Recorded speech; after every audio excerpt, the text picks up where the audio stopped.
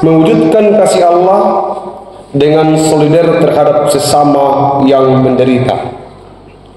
Mewujudkan kasih Allah dengan solidar terhadap sesama yang menderita.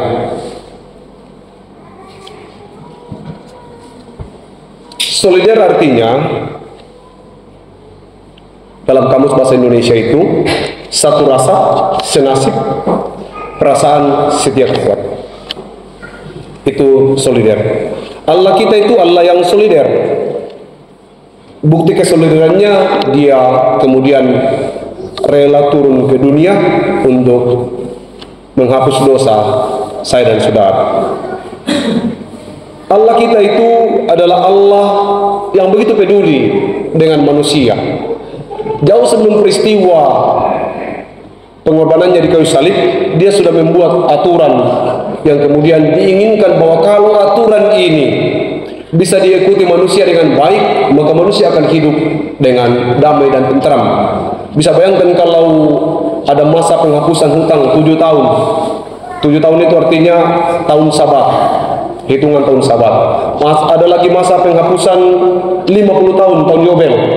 Ada banyak masa-masa penghapusan hutang atau penghapusan segala sistem yang ada, dan kemudian kembali orang start sama, mulai dari nol lagi dengan dalam kehidupan bangsa Israel itu. Itu gambaran Allah kita adalah Allah yang solidar, sehingga dia mengajak kita untuk solidar terhadap semua orang yang menderita. Supaya kita bisa pahami apa itu solidar, peduli terhadap orang yang menderita. Inti pelayanan itu adalah peduli, kepedulian. Maka salah kalau kita merasa bahwa kemudian pendeta, majelis gereja melayani kita dengan pelayanan khusus. Misalnya kalau kita katakan, nggak tahu kenapa saya dikasih begitu, Kak. Padahal pokoknya pahami saja bahwa nah sayang itu Tuhan kalau kita mendapat pelayanan spesial. Kalau ada apa-apa dalam keluarga kita, lalu kemudian ada pelayanan khusus, itu inti pelayanannya adalah itu, kepedulian. Tapi kalau dikatakan ya biar kami juga Pak, nggak bisa diurus, nah itu sudah dilepaskan, berarti tidak dipeduli lagi. Ada seorang tokoh revolusi Kuba namanya Ernesto Che Guevara. Dia ini seorang dokter. Ada itu kalau kita lihat ada gambarnya itu jenggot-jenggot, topi baret merah selalu dikasih miring, gondrong. Itu Ernesto Che Guevara. Ernesto Che Guevara itu bukan tentara, dia seorang dokter. Dokter yang mendampingi pasukan di Kuba atau gerilyawan di Kuba untuk dalam peperangan. Tugasnya hanya mengobati. Satu hari mereka terkepung di suatu tempat, termasuk dia ada di dalam. Lalu kemudian di hadapannya ada 2 kotak. Satu kotak senjata dan satu kotak obat.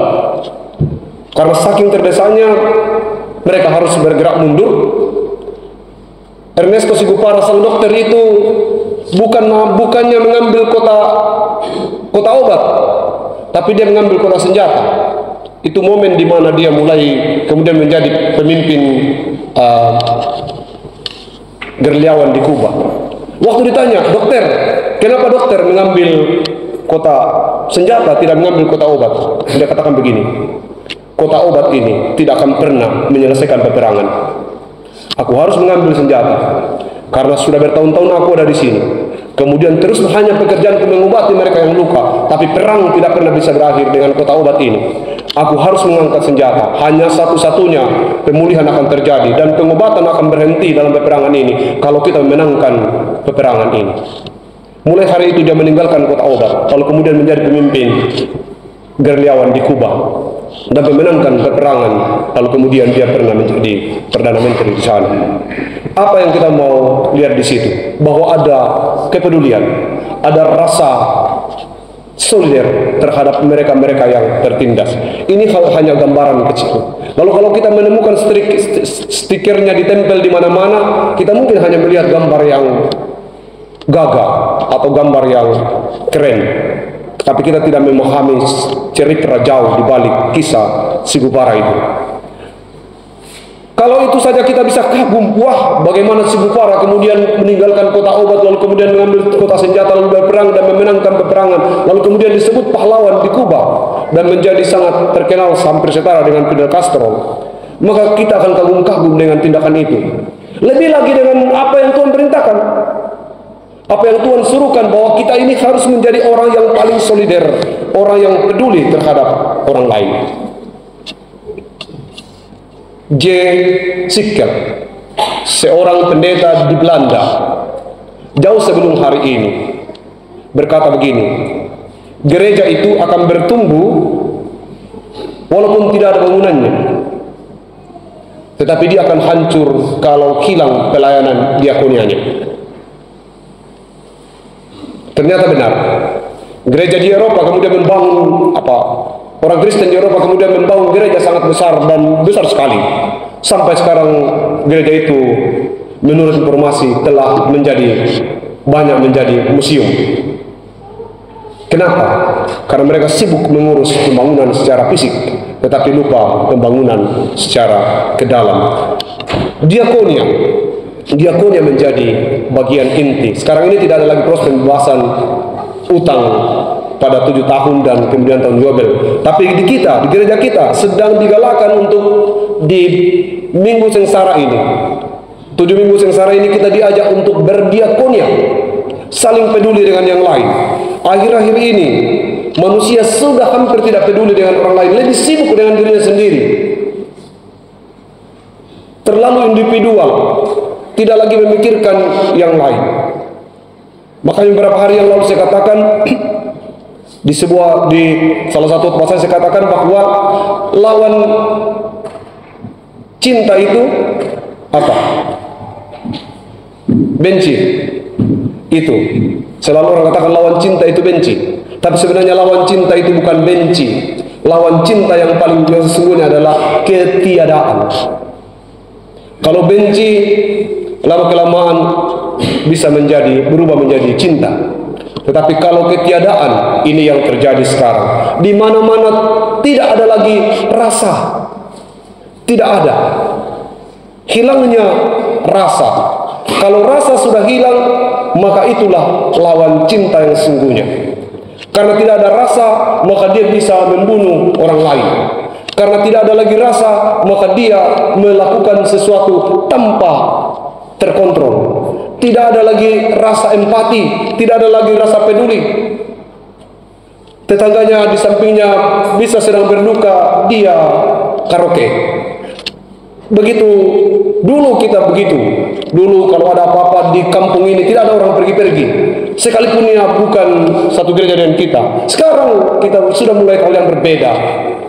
Di samping tetangga kita sedang berduka, ya lalu lalang orang-orang kita makbikul dodos yang ditahu bahwa ya bagian dari kita, ya jangan lewat situlah, supaya tidak terkesan bahwa kita tidak empati atau tidak peduli dengan mereka. Jemaat yang dikasihi Tuhan, mari kita membangun solider terhadap orang-orang menderita. Itulah alasan Tuhan datang ke dunia ini, untuk melepaskan kita dari penderitaan. Penderitaan bukan hanya bicara tentang kekurangan harta benda, kekurangan sandang pangan, tapi penderitaan terbesar yang Tuhan sudah pulihkan adalah ketidakjelasan arah hidup manusia, dan itu sudah pulih. Sekarang kita dipanggil sebagai umat yang taat, membuktikan bahwa ketaatan kita kepada Tuhan itu dalam sikap yang solider, peduli terhadap sesama manusia.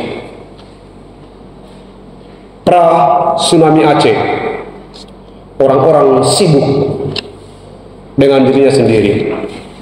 Kelompok orang tertentu berkata bahwa orang-orang Kristen itu hanya mengurus sesamanya orang Kristen. Tapi pra tsunami Aceh, ketika tsunami di Aceh, seluruh dunia melihat, termasuk Indonesia, bahwa ternyata orang Kristen itu baik sekali. Karena orang pertama yang datang atas nama lembaga membantu orang Aceh itu adalah lembaga-lembaga gereja. Yang lain belum ada muncul. Gereja sudah, orang-orang Kristen sudah ada di sana. Mereka waktu itu melakukan hal yang berbeda, mengumpul dana untuk membantu peperangan di mana. Bersyukur ada peristiwa Gempa Palu. Peristiwa Gempa Palu itu membangun opini yang berbeda dalam kehidupan teman-teman yang lain juga. Pelan-pelan kita sudah mulai ada berjalan mobil sumbangan dari ini ke sini. Dulu tidak ada begitu. Lebih lagi ketika peristiwa COVID-19 ini kemudian mengubah pola pikir dunia bahwa ternyata satu kerbau berkubang semuanya kena lumpur. Peristiwa COVID membangun rasa solidaritas yang kuat dalam kehidupan kita, dalam kehidupan manusia. Sekalipun masih ada gejolak dalam perbedaan keyakinan, tapi kita percaya bahwa kita harus memulainya. Saya dan saudara harus memulainya. Tidak harus menunggu orang lain melakukan solidaritas itu, tapi kita yang melakukannya pertama. Mari kita buktikan bahwa saya dan saudara adalah orang-orang yang solider, yang peduli dengan yang lain. Berkali-kali di gereja kita mencoba untuk menumbuhkan konsep diakonia yang kuat. Kita masukkan beberapa majelis hampir setara dengan penatua, dengan semua motivasi bahwa kalau diakonia itu kuat, pelayanan kepedulian terhadap jemaat itu kuat, maka gereja ini akan bertumbuh di dalam rasa dipeduli. Gereja ditinggalkan ketika orang merasa bahwa gereja tidak lagi peduli terhadap mereka. Tetapi ada juga yang merasa bahwa kepedulian gereja itu adalah bagian dari protek terlalu kuat, pengawasan terlalu kuat. Percayalah Bapak Ibu, gereja kita sedang bertumbuh dan akan bertumbuh menjadi gereja yang lebih baik ke depan. Semoga kemajuan gereja kita ke depan, kita mulai membangun rasa solidar yang kuat. Pelayanan diakonia kita tingkatkan. Mari kita merasa bahwa kalau satu sakit, satu jemaat ini sakit. Kalau satu sedang berduka, satu jemaat ini sedang berduka. Kalau satu yang sedang gembira, maka satu jemaat ini sedang gembira. Itulah alasan sebelum dua syafaat biasa dibacakan. Supaya apa? Supaya kita berdoa, mendoakan mereka yang sakit. Jangan keluar kalau dua syafaat. Bagaimana perasaanmu kalau sementara kamu didoakan, lalu saya keluar? Tidak bagus. Itu palomba sebenarnya, palombanya dalam bentuk doa. Itulah alasan sehingga di doa syafaat dibuka peluang untuk Bapak Ibu ketahui apa yang sedang menjadi pergumulan bersama, lalu kita secara solidar mengambil bagian turut mendoakan orang-orang yang kita kasihi. Itulah yang disebut dengan saudara. Tuhan memampukan saya dan saudara untuk solidar terhadap orang menderita. Solidar termudah bagi orang yang menderita adalah lipat tanganmu, pejamkan matamu, doakan mereka yang sedang menderita.